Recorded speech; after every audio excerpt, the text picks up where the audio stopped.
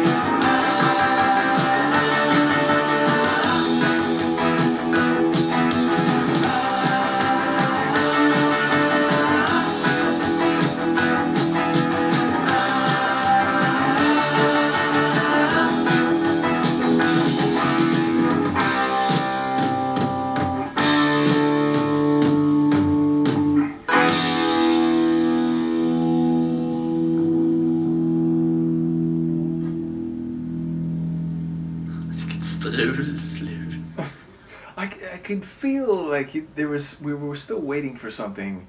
So that's funny how there was something intuitive about that moment, even as it's sort of a cheeky add-on that you wouldn't otherwise expect. And yeah, definitely a fun tune, definitely a dynamic tune. It really had some different flavors or tempos, and the whole thing felt like maybe not rhythmically complex, but rhythmically, again, dynamic. It kept shifting, and there were some cool transitional moments in terms of the drum fills and the shifts in the like arrangement or configuration.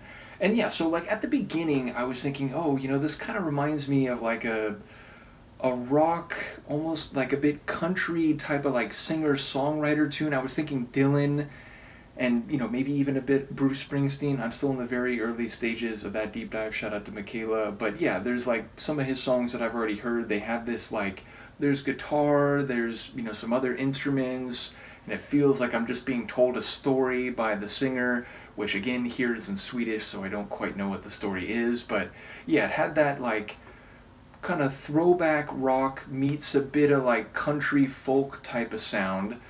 But then as it kept going, there's some moments where it felt like, it's a bit more like late 70s, early 80s, which certainly fits time-wise. And then we got to that last section where it felt like it went not only into more of an energetic rock and roll sound, but it almost had a bit of like late 70s punk sound to me, like on the lighter side of that spectrum. But yeah, I really enjoyed that final section, which I didn't quite see coming. I will say Pear's vocals here, they still sound youthful. You can still tell he's younger than a lot of the vocals I've heard him sing for Roxette.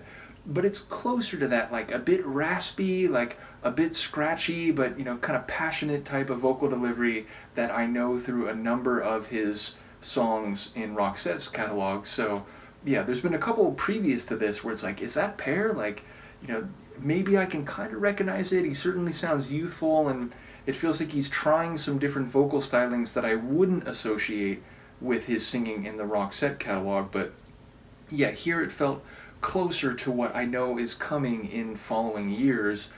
And yeah, again, great guitar. I did also notice the bass popping away, and especially in like the first half of the tune, the guitar kind of took the lead, at least in terms of what my ear was catching in the second half. And there's definitely some like piano keyboard touches here, but they're not pervasive, and it's not like a dominant element. It felt more supportive in this one. So yeah, I really enjoyed it. I'm curious to hear what he's saying about Annie and the last time he saw her, if indeed that translation is correct. So let me know what you think. Looking forward to more from this album, and I will see you for the next one. Peace.